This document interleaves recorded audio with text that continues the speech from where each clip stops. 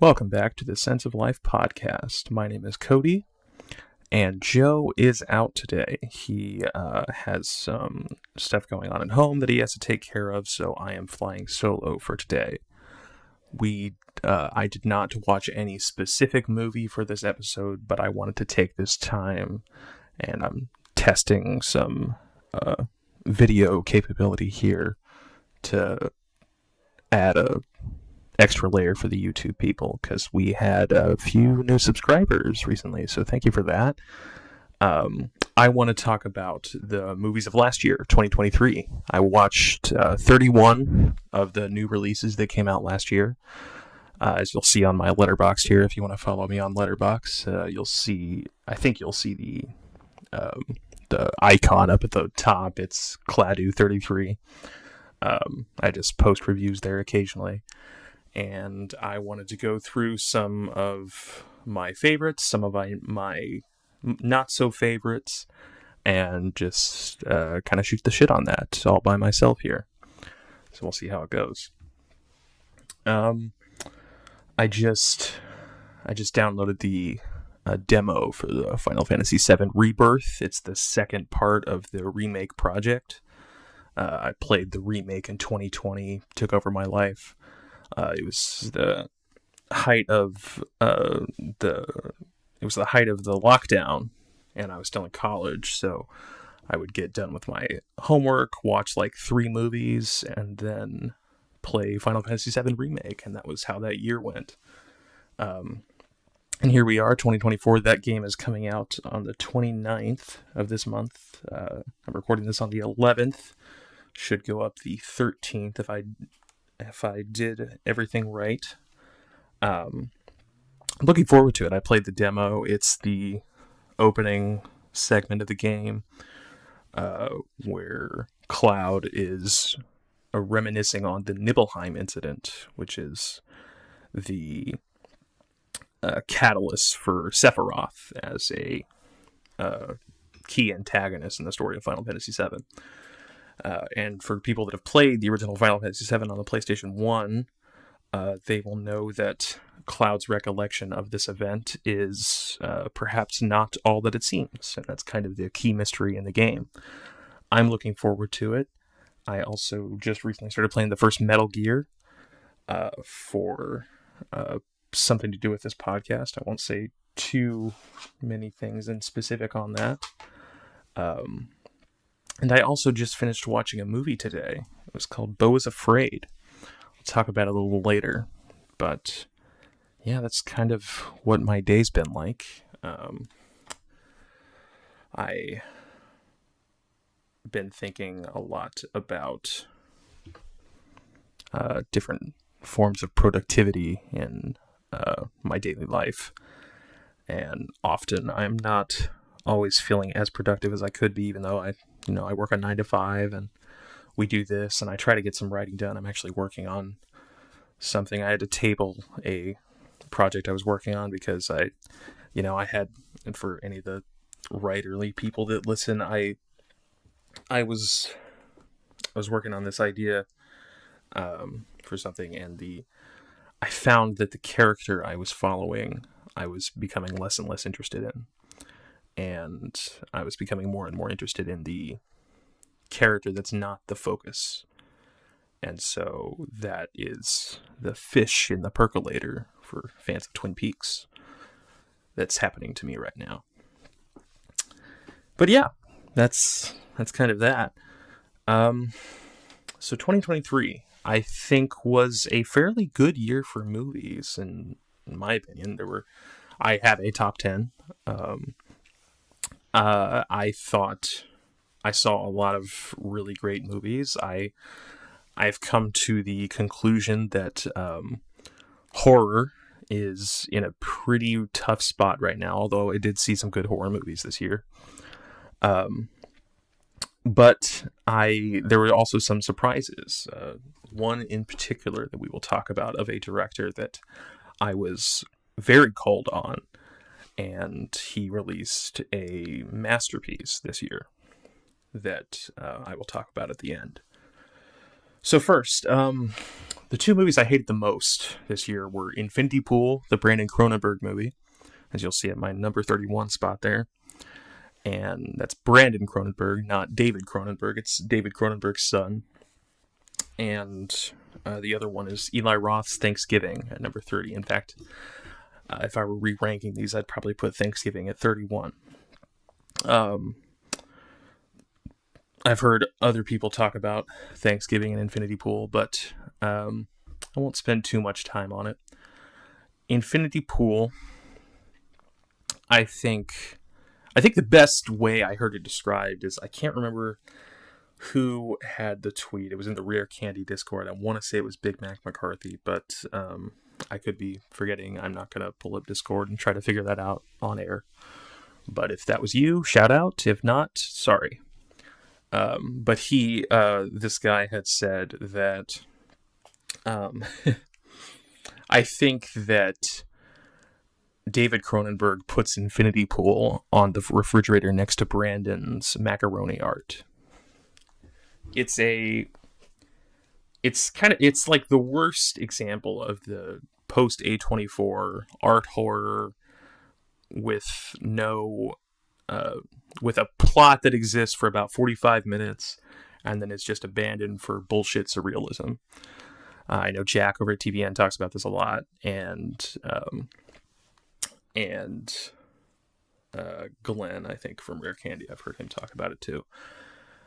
Really fucking sick of this surrealism, guys. Let's drop it. Let's have a solid story, a solid piece of linear storytelling. Let's nail that down first before we try to do some surrealism. We are not David Lynch. We will never be David Lynch. There's only one David Lynch, and trying to ape him makes you look terrible. And that's kind of my thought about Infinity Pool and a lot of the kind of A24 type horror movies that come out a lot. Save for Ari Aster. Again, more on him later on. Talking about Beau's Afraid. Thanksgiving. This was fucking terrible. I love Eli Roth. I talked about it on the Hell House episode of Rare Candy's Gain of Fiction. I love The Green Inferno. Our first episode in this show was a Cannibal Holocaust. And The Green Inferno is I just need my desk there. Sorry about that. Cannibal Holocaust was our first, paired with The House on the Edge of the Park for our first episode of Sense of Life.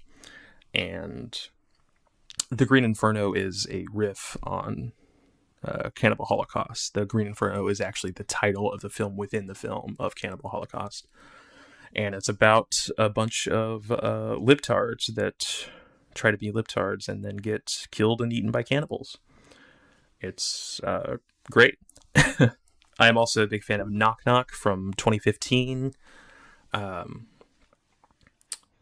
think they both came out in 2015, but Green Inferno had some releasing issues that were pretty interesting. But it was a remake of a 1977 thriller of this same type, kind of an erotic thriller about these girls that come over and try and ruin Keanu Reeves' life. It's based on a 77 film called Death Game. I'm also a big fan of Hostel. I like Hostel 2. I like Cabin Fever. I like Eli Roth. I do. I even like his remake of Death Wish and that kids film he made, The House with the Clock in Its Walls. Thanksgiving was fucking trash. I hated it. Awful. If you know anything about the lore of this movie, it's functionally retarded at this point, because the version of the movie that came out, it looks as drab and dreary and Netflixed as all of the fucking thrillers and horror movies that come out now. And if you compare it to the fake trailer of Thanksgiving that was on the Grindhouse double feature with the Robert Rodriguez and the Quentin Tarantino movie, that's Planet Terror, I think, and Oh shit! What's that movie called? It's the Death Proof. Death Proof. And a bunch of directors, a few different directors that were kind of big at the time, made these fake trailers. Edgar Wright made one. Eli Roth. I think there was one more. But the Thanksgiving trailer has a more cohesive look to it, and it feels of a moment. But it's also very clearly a parody, and so it doesn't really suffer from the problems that the movie has. It looks terrible. I've kind of determined from this movie that just because someone looks great in Instagram pictures, the example here is the Addison Rae character. She's like an Instagram influencer and also is in Thanksgiving. She looks just kind of dead-eyed and nothing in this movie. Maybe it's a casting error in that she wasn't right for the character. Maybe it's a directing error. He just doesn't get quite the performance out of her that he could. But something about her that pops on screen in like an Instagram reel just does not show up on screen in Thanksgiving. It's the actual like plot of the movie itself. It's much more cohesive than Infinity Pool. So it and there's a clarity to it that is welcome over the like dreary nothing of Infinity Pool.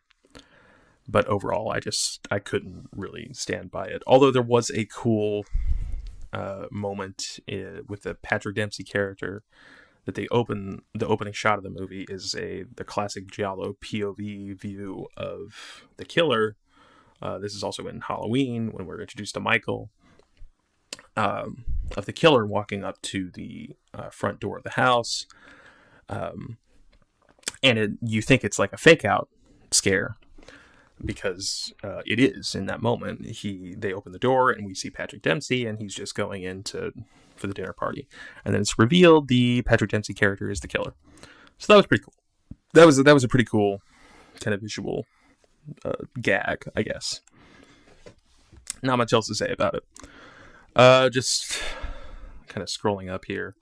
The Meg 2, I saw that when I was in LA visiting my friend Gala. It was one of the motion pictures of all time. I didn't hate it, but it's not good. Ferrari, the Michael Mann movie. I was severely disappointed by this movie. I thought it was going to be good, and all of the car action set pieces are really cool. And it's just, that stuff is cool. But a lot of the character, I know Penelope Cruz is getting a lot of attention for this role. I don't see it. I thought it was really ham-fisted and didn't really grab my attention, and I nearly walked out of the movie, but I stuck with it. The creator, I guess kind of a technical marvel.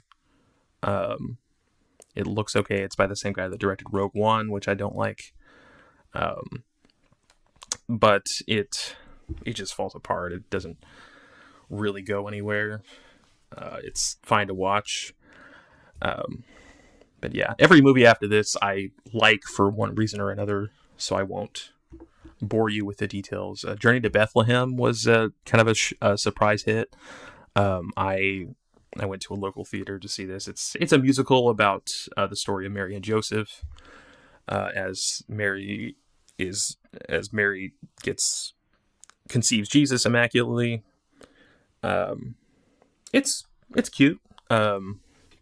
There were a few times when I noticed some lacking set design and just kind of a spare cast, so there's kind of a hollow, like, there's not really a lot of depth as you would get in like a kind of a Cecil B. DeMille picture of a biblical epic, which, that comes down to budget. Antonio Banderas plays, I think is it Nebuchadnezzar? I don't know. I'd have to look it up. I'm not going to. But it's fun. And again, all of these are pretty fun. We talked about The Pope's Exorcist. on an episode of Sense of Life.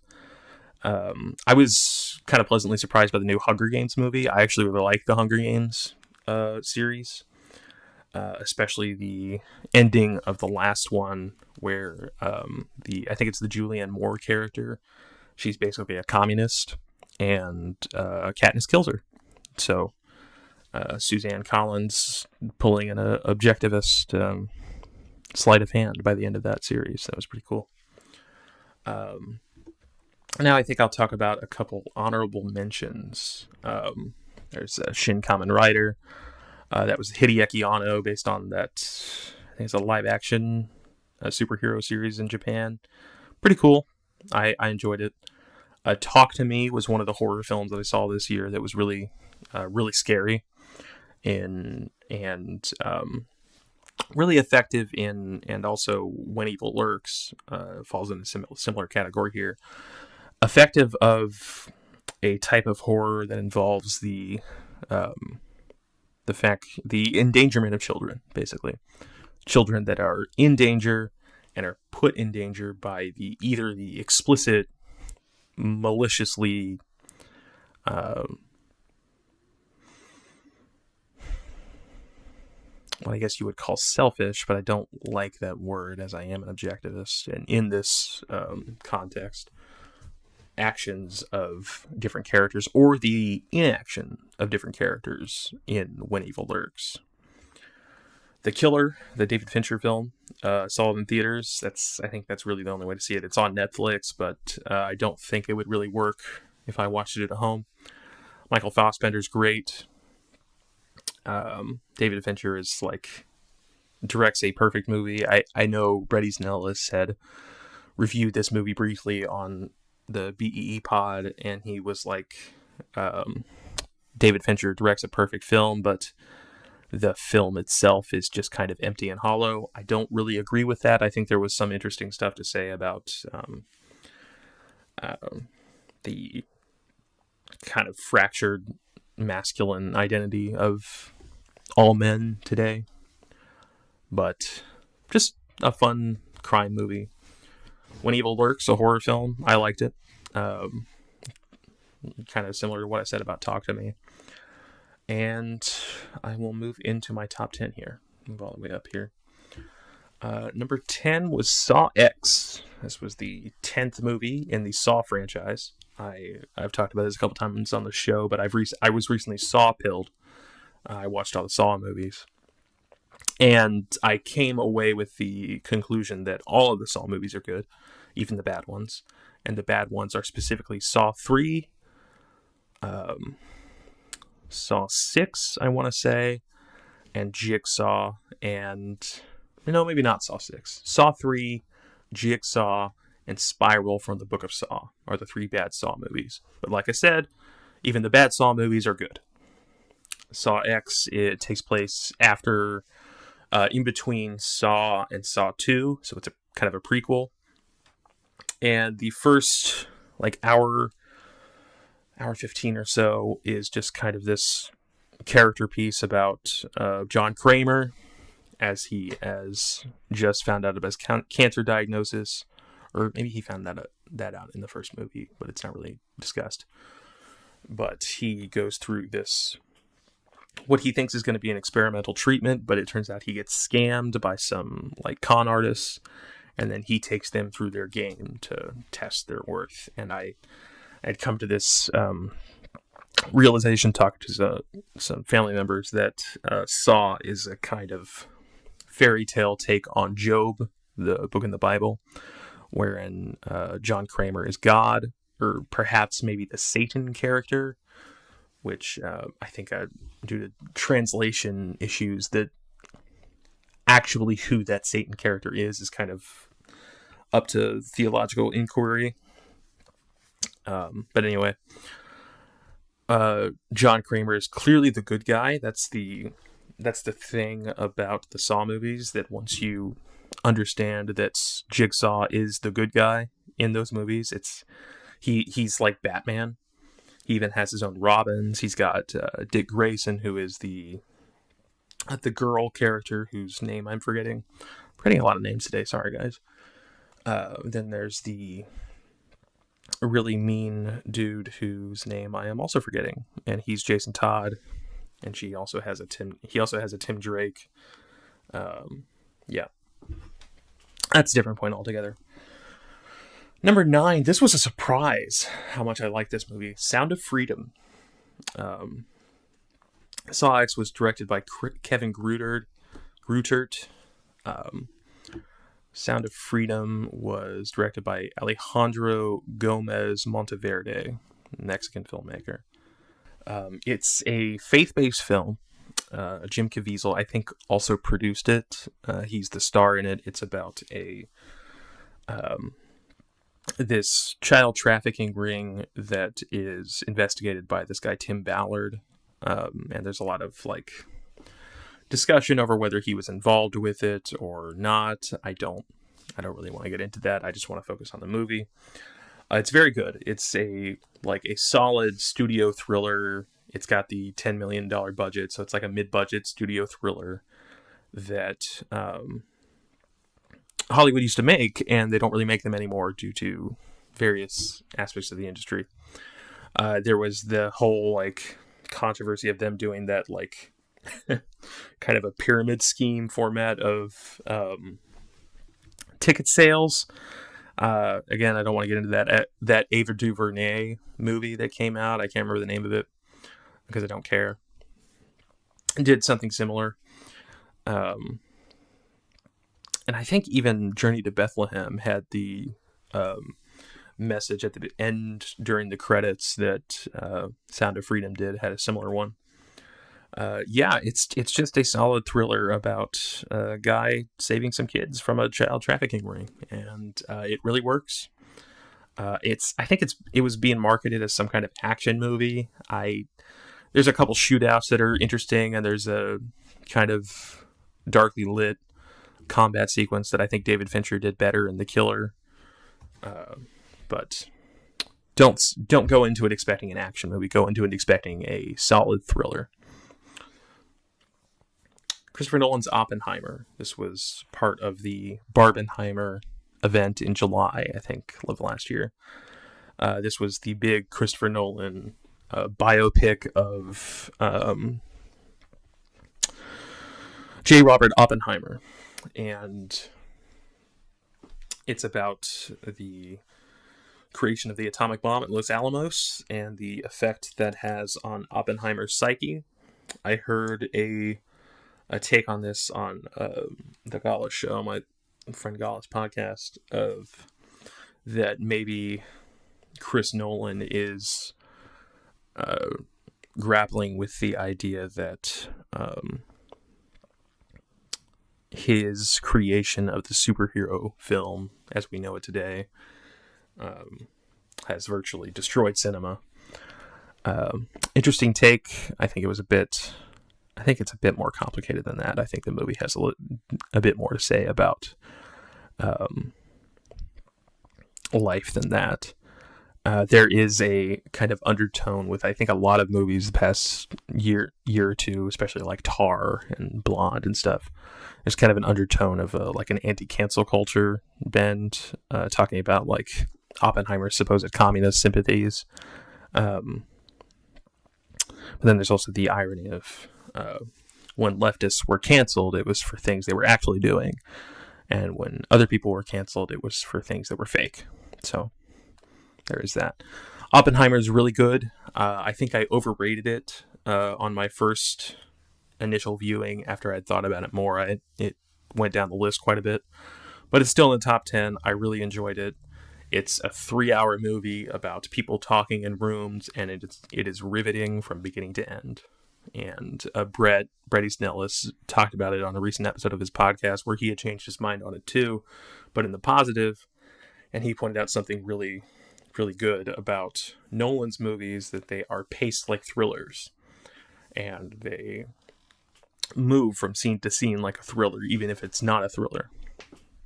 So that's a really effective tool there. Number 7, Priscilla. This was a movie that I was actually quite looking forward to. Sofia Coppola. She did a biopic of Priscilla Presley. the paramour of the king of rock and roll himself, Elvis Presley. And it chronicles their relationship mostly from her perspective. I don't know. I really enjoyed it. I think there was this great. I think in my review, let me pull it up here. Let's see if I can. Ooh,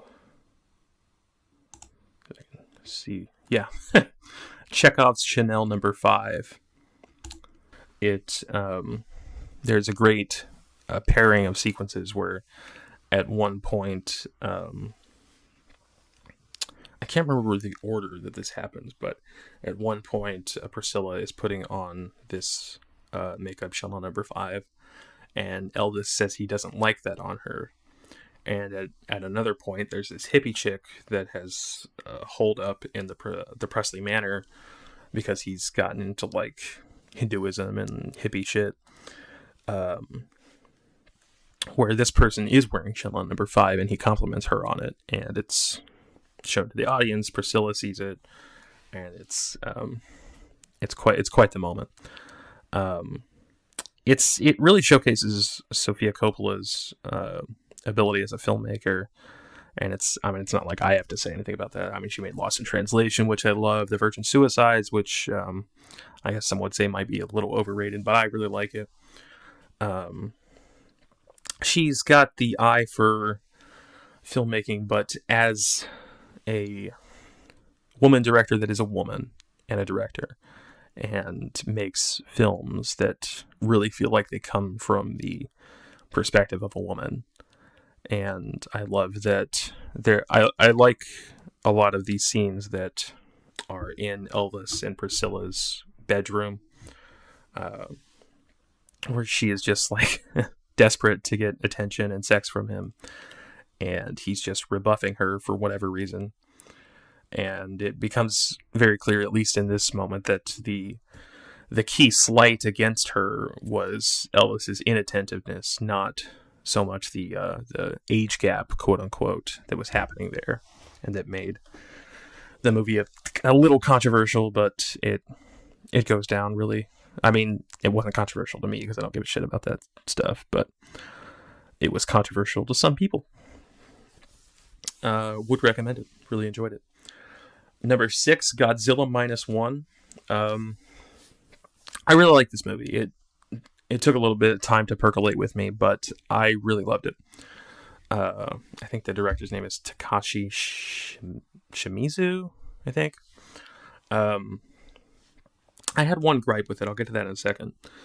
But it was a really romantic story about free will and not sacrificing yourself. It was very objectivist. It was very Ayn Rand. In that the kamikaze pilot kind of framing and through line of the film, not sacrificing himself for a cause that is clearly being lost to them, turns out to be the right choice, and also not sacrificing himself for a cause that doesn't require a sacrifice in order for it to win. Also turns out at the end. It's overall, the film is a great statement against nihilism, and I loved it for that. Except my one small gripe is I think there's a bit of a sequel setup at the end, and the kind of, it's not even like the ending scene, it's like the ending 2 shots that kind of undercut the thematic premise of the film for me. But overall, that aside, I think it's a great movie. I think there's a black and white version that Joe and I were talking about in another episode that's coming out. Check it out. Would recommend. Number 5, Saltburn. I won't spend too much time about this because I think we're going to do an episode on a related topic that I'm going to include this film in. And so I won't spend too much time on this one. but it's very good. It's a kind of a take on the erotic thriller, directed by Emerald Fennell, popular for Promising Young Woman, which I'd never seen, and I thought it looked terrible. But I watched Saltburn. It stars Barry Keoghan, who became famous from Yorgos Lanthimos' The Killing of a Sacred Deer. More on him in a moment. And Jacob Elordi, best known for Euphoria as the kind of demonic boyfriend character of the Alexa Demi character, and eventually the Sydney Sweeney character. And also he plays Elvis in Priscilla, and he's great. It's about a striving, obsessed, quasi-bisexually type guy that's you think is in love with someone, but maybe he's not. And again, we'll talk about that more later. Barbie. Greta Gerwig. This was a big surprise. I didn't actually see Barbie in theaters, and I kind of kicking myself for that because I ended up watching it one morning on Max, formerly known as HBO Max, and it's fantastic. This is my really into my top 5 here, of course, and this is my number 4. It's Brett's talked about this. Brett Easton Ellis and Jack at TPN has had a whole episode with Yerk P on Barbie, and it's fantastic. It's so good. It's really about Ken. My review was Stand Against the Kenocide that I put on Letterboxd, which was, of course, tongue-in-cheek, but also true. The film is masquerading as kind of like a super woke feminist screed, but it's really a statement about the plights of men, particularly in the culture that is run by women, and therapy and all that jazz, and more on that in Beau is Afraid. And Ryan Gosling gives this really, really terrific performance that is at times like raucously funny and heartfelt and heartbreaking. There's a great sequence when he finds out about the quote-unquote patriarchy in the quote-unquote real world. And he's going through finding out about all this stuff, and then he takes it back to Barbie Land that he turns into Kenland. I can't remember what he changes it to, but then he like fucking sissy hypnos all of the Barbies into being like trad wives and stuff. It's really, you can tell that Noah Baumbach and Greta Gerwig were having a fun time doing a lot of the internet lingo and stuff with this movie. It's really great. It's nice to see they were just releasing the box office figures from this movie that I didn't get a chance to see. Anyone But You, the Sydney Sweeney, Glenn Powell romantic comedy. It's earned back its budget and then some. Comedies are back? ? It's nice to see just a straightforward adult comedy, which is what Barbie is, which is the kind of twist of this. It's like a Woody Allen movie. It's super funny. It's super energetic. It's got all this great color to it. It's just a great watch. There's a few musical numbers that are really fun, really emotional, especially with Ryan Gosling, who is well known to be a great dancer. And I'd highly recommend it. Number 3 was The Iron Claw. This was the kind of, I think, the grand return of Zac Efron as a star. I grew up watching like High School Musical and 17 Again and stuff. Had a bit of a quasi homoerotic man crush on Zac Efron. But he, I think he had that, I think it was like a car accident or something, and then he had to have like facial reconstruction surgery. And so he looks different, but he turns himself into kind of a 70s character actor to give a 70s, like Gene Hackman or Gene Hackman kind of character actor performance, but that really becomes a leading man for this film. It's about the story. It's a sports film, so I was not expecting to like it as much as I did. It's about the Von Erichs family of wrestlers and the turmoil that they go through as they go to the top, go down, rise again. It's a biopic, so it's got the kind of rise, fall, rise again structure, but I think it really uses it really well. And it's really heart-wrenching. I was nearly crying by the end of it. It's really effective. A friend of mine was saying that it's great that how the wrestling is shot is very similar to what would become the WWE shoots wrestling. I've never really been into that stuff, but I've heard that's really effective in the film. I think there was a tweet from Adam Lehrer, who hosts System of Systems and does the safety propaganda Substack on Substack. And I think because he's like a bodybuilder, he was the one that said that Zac Efron got like actually buff for this film instead of like Hollywood, like The Northman buff, which is like just kind of fake, but it looks good on camera. But he got like actually ripped in like a natural, well, maybe not natural, but in a way that a human being could. So I guess it is kind of natural, but he really pops on screen and he gives a fantastic performance. The Iron Claw, I think the director was Sean Durkin. Check it out. So like I said at the beginning, I just finished watching Beau is Afraid, and I am... it knocked me out.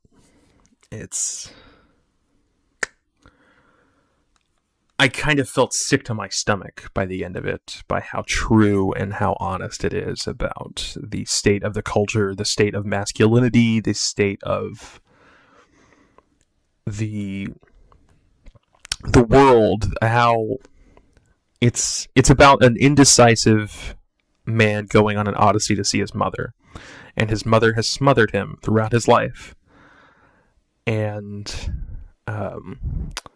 there's this whole subplot about her being a kind of a high-end business mogul, but the business that she runs is a security business, a home security business. The Ring cameras that Glenn's talked about in Rare Candy a lot. That's the business she runs. And so she is like a key architect of the kind of like Michel Foucault panopticon. I haven't read Discipline and Punish, and I probably won't. I might. I don't know. I'm not really a big Foucault fan. But the panopticon idea of just the world, the women, everyone around, the corporations, the government, just collecting blackmail on people to be used at any point, especially when they become successful or they become aware of the blackmail that's being used on them. You could say there's a lot of stuff about like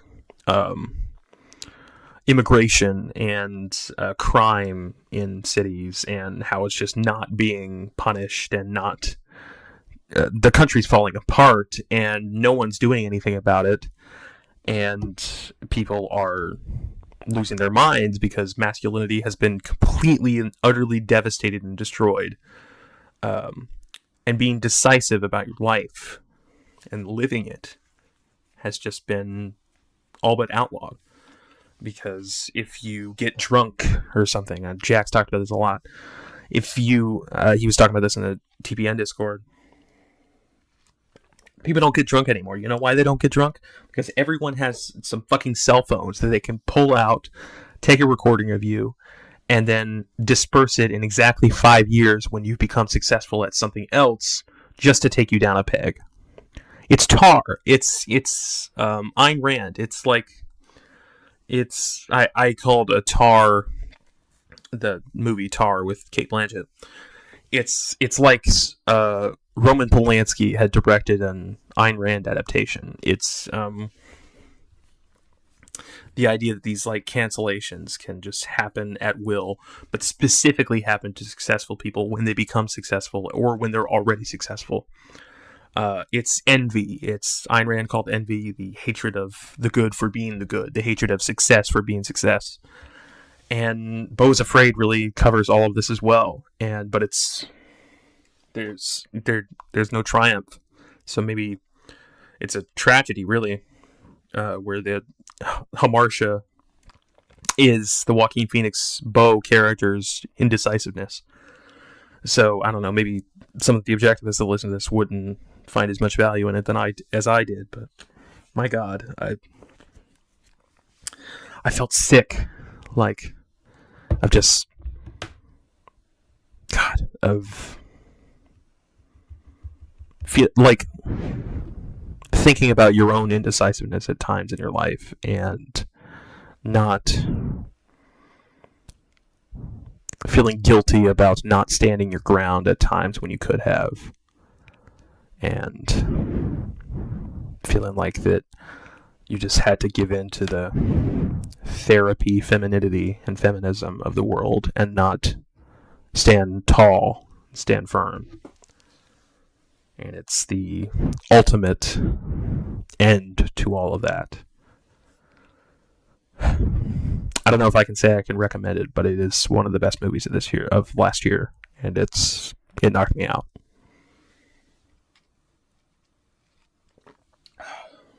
Finally, my favorite movie of last year. It took a little bit of percolating in my brain. Poor Things, Yorgos Lanthimos. I talked about it a couple times here in this recording. The only other Yorgos Lanthimos film I've seen, and I know I need to see The Favorite. There's that TPN episode that Adam Lehrer did with Jack on The Favorite and Poor Things. The only other Lanthimos movie I'd seen is The Killing of a Sacred Deer. It took me 3 days to watch it, and I wished I would have stopped watching it after the first. It's exactly the kind of like art horror, like nonsense we were talking about with Infinity Pool. There's nothing there. And the worst sin it commits is not committing to the material.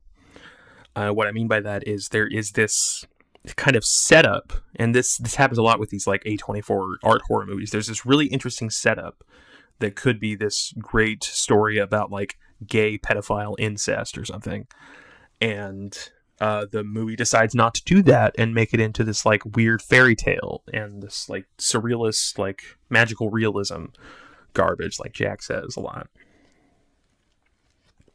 And it amounts to nothing, and it means nothing. It is nothing.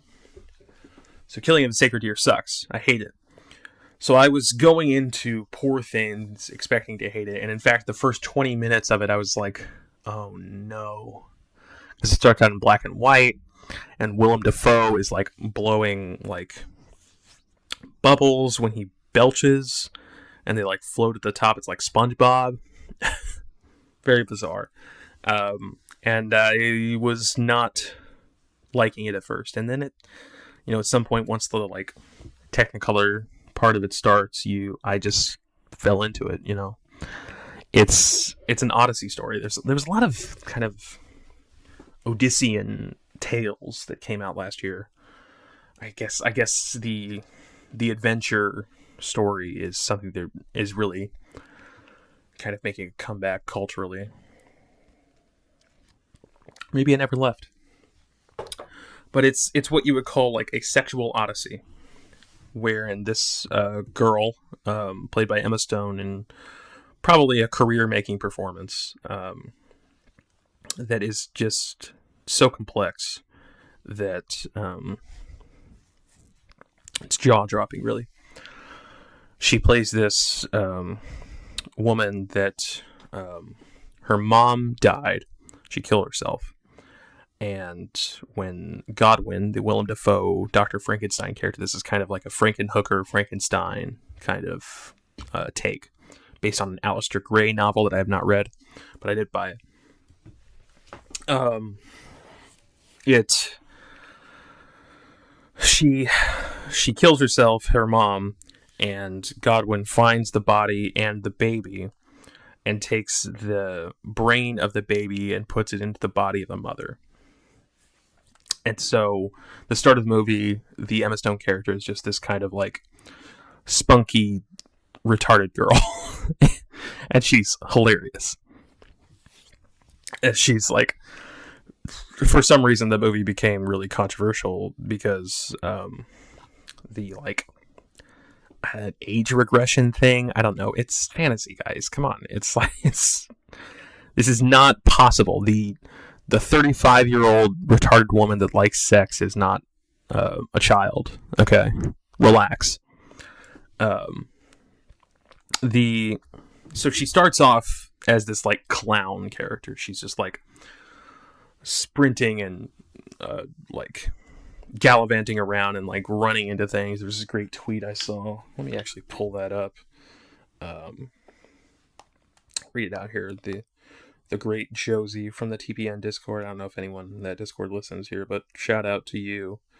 What's this tweet here?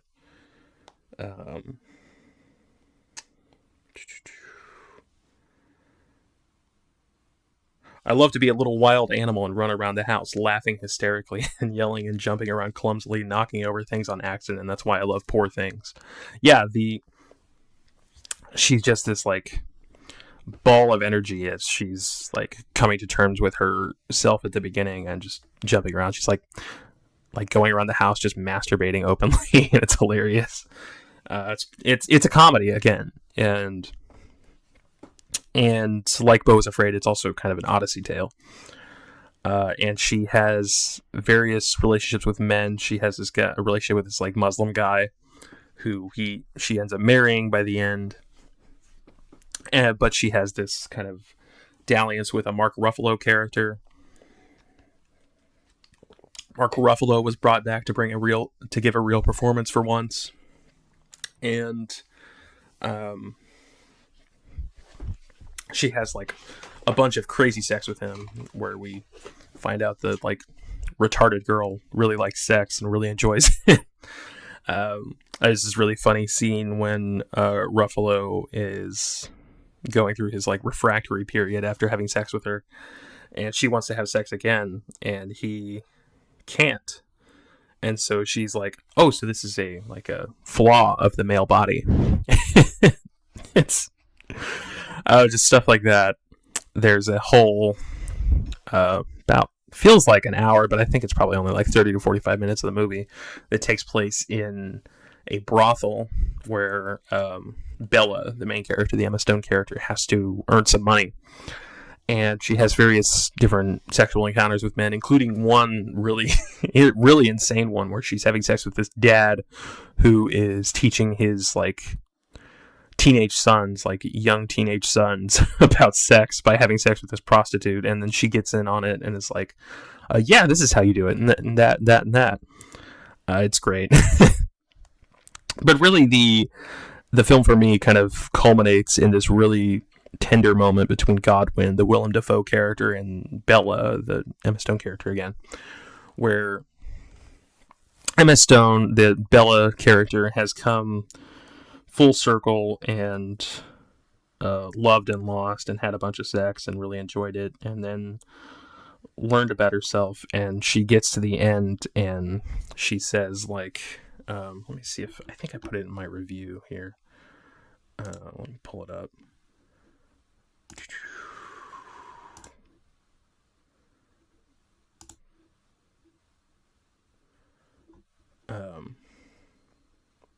Yeah, there's this moment in the film where she is angry at Godwin for creating her, basically, and Godwin just says, "Understandable, I've missed you," and it's this really tender father-daughter moment that happens there, and that really makes the movie for me.